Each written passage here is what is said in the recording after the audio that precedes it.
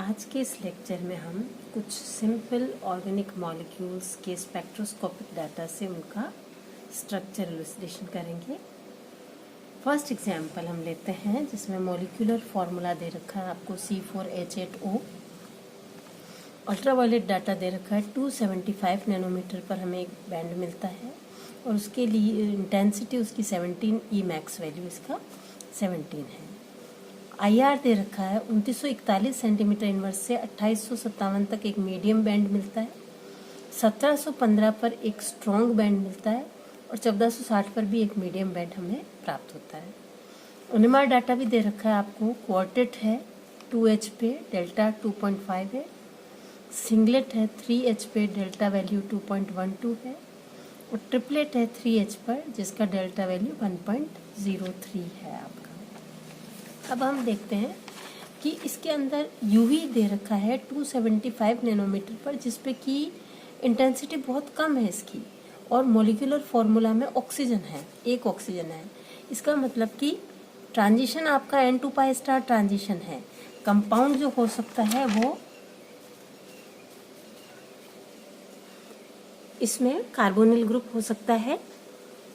अब IR data पर हम नजर डालते हैं। 2941 से 2857 तक एक मीडियम बैंड है। 1715 पर स्ट्रॉन्ग बैंड क्लियर कट बताता है कि कार्बोनिल ग्रुप इसमें कंफर्म है। IR से हमें फंक्शनल ग्रुप बिल्कुल कंफर्म पता चल जाता है, तो ये तो क्लियर हो गया कि कार्बोनिल ग्रुप है।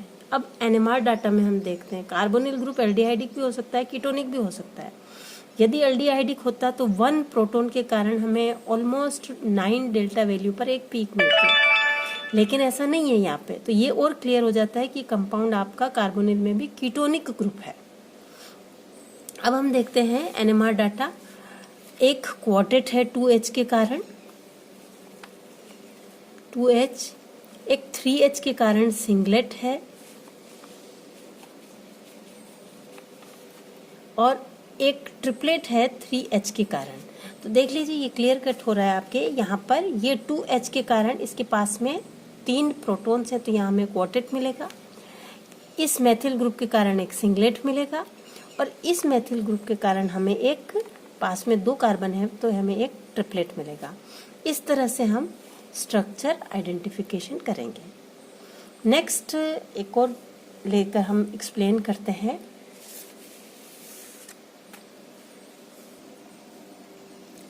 नेक्स्ट हम लेते हैं molecular formula C6H14O। UV visible range में इसमें 200 नैनोमीटर के ऊपर बिल्कुल ये ट्रांसपेरेंट है। IR में 1100 सेंटीमीटर पर एक स्ट्रॉन्ग पीक है और NMR में हमें 2 सिग्नल मिल रहे हैं। एक 2H के कारण सेप्टेट है और एक 12 प्रोटॉन्स के कारण एक डबलेट है। जो सेप्टेट है डेल्टा वैल्यू 3.7 है ppm और जो डबलेट हमें मिल रहा है वो 1.1 ppm डेल्टा वैल्यू पर 12H के कारण एक सिग्नल मिल रहा है। मॉलिक्यूलर फॉर्मूला में देखिए ऑक्सीजन है। IR केवल तो ऑक्सीजन है तो कार्बोनिल ग्रुप भी हो सकता है, हाइड्रोक्सिल ग्रुप हो सकता है, ईथर हो सकता है। लेकिन IR देखिए आप, IR के अंदर केवल 1100 सेंटीमीटर पर एक स्ट्रॉन्ग पीक है। मतलब हाइड्रोक्सिल ग्रुप यदि होता तो OH स्ट्रेचिंग के कारण 3500-3600 के आसपास आपका एक स्ट्रॉन्ग पीक मिलती। कीटोनिक ग्रुप अगर होता तो लगभग 1700 सेंटीमीटर इनवर्स के करीब एक स्ट्रॉन्ग पीक मिलता, लेकिन वो दोनों ही एब्सेंट है। तो ये बता रहा है कि ये ना तो कार्बोनिल ग्रुप है ना हाइड्रोक्सिल ग्रुप है, जबकि इसके अंदर 1100 सेंटीमीटर इनवर्स पर एक स्ट्रॉन्ग पीक है जो आपकी आ रही है कार्बन ऑक्सीजन स्ट्रेचिंग के कारण हमें एक स्ट्रॉन्ग पीक मिल रही है। तो ये इंडिकेट करता है कि ईथर फंक्शनल ग्रुप इसके अंदर हो सकता है।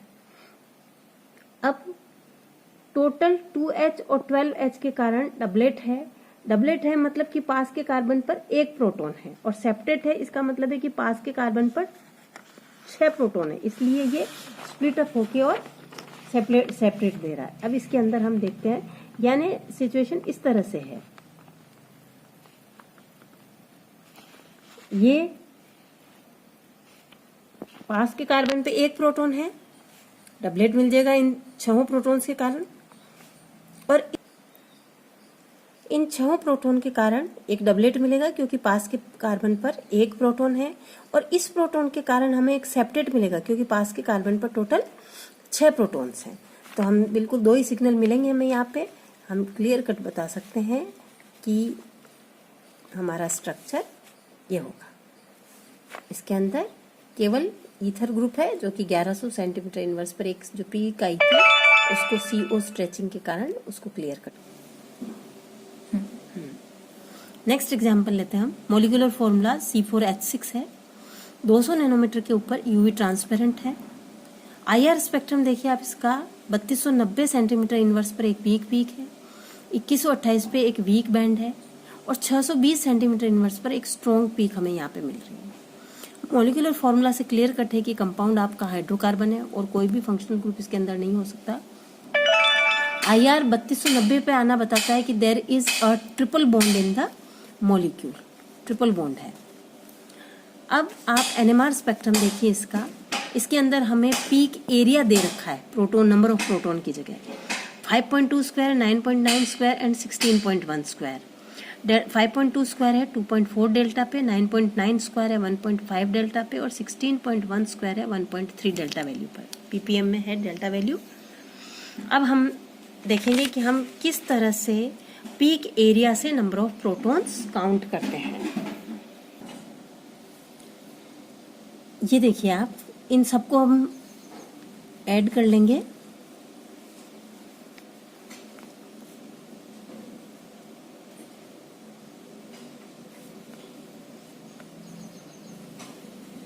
ये 31.2 यूनिट्स हमें टोटल पीक एरिया मिला है।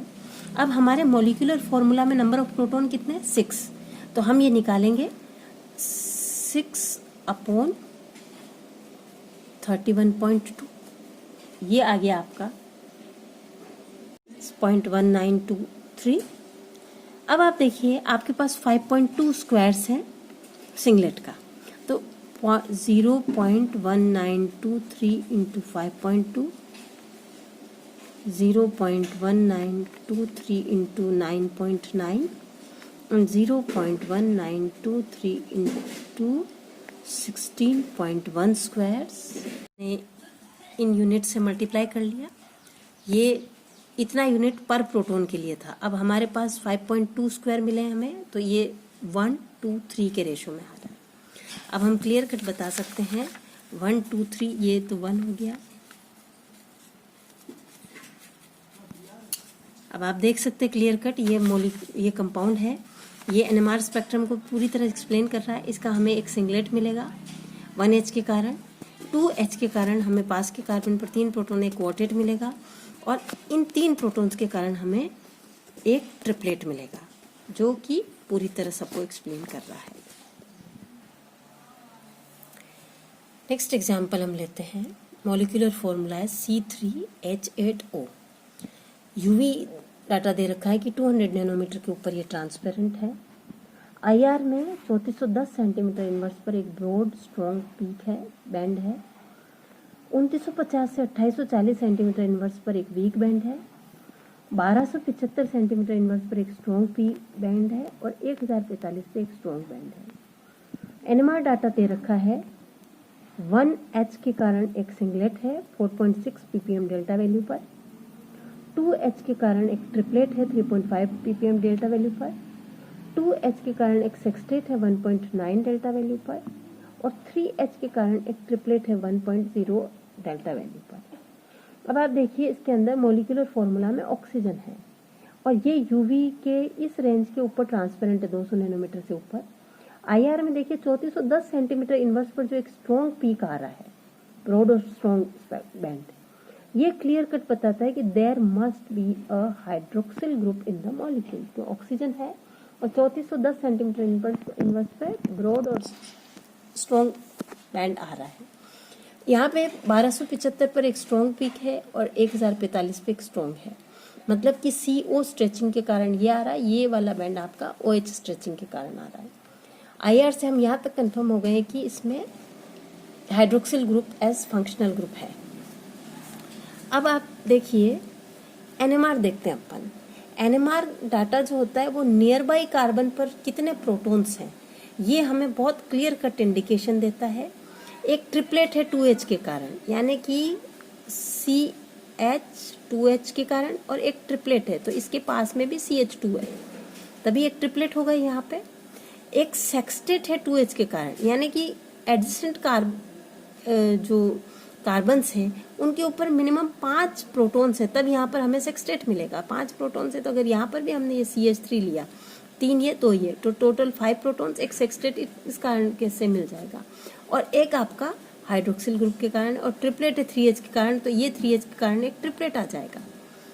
ये तो हम आप इसकी मार्किंग कर देते हैं। ये सिंगलेट आया 1H के कारण, ट्रिपलेट है और 4.6 ppm डेल्टा वैल्यू है। यहाँ पर देखिए ट्रिपलेट 2H के कारण है, सेक्सटेट भी है 2H के कारण। ये जो ट्रिपलेट है ये 3.5 डेल्टा वैल्यू पे, और जैसा कि आप समझ सकते हैं यहाँ पर ये वाले प्रोटॉन्स, क्योंकि ये कार्बन डायरेक्टली ऑक्सीजन से अटैच्ड है, इसलिए ये प्रोटॉन थोड़ा सा डाउनफील्ड एब्जॉर्ब कर रहे हैं कंपैरेटिवली।